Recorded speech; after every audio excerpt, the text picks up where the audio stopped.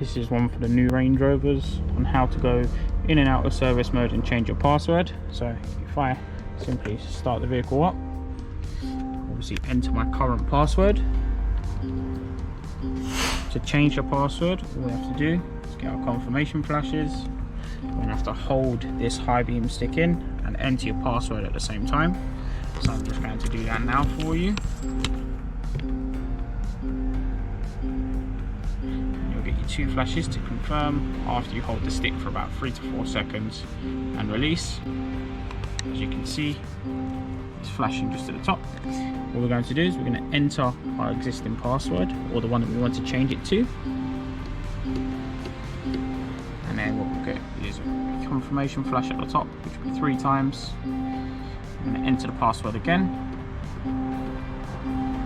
We get 2 flashes to confirm if it was correct, 4 flashes if it was wrong.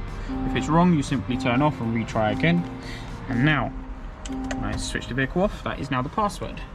For service mode, I'm simply going to start the vehicle up, place your current password,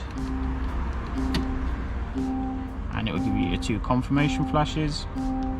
And we're simply going to use your front passenger driver's window up 4 times. So I'm going to go 1, 2, 3, 4, 5, and it will give us 5 flashes at the top to acknowledge you're in service mode,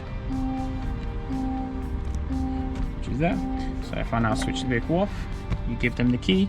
However, once they've carried their work out and you come to collect the vehicle now, you must switch the ghost back on. You simply start your engine, and we're going to input our password.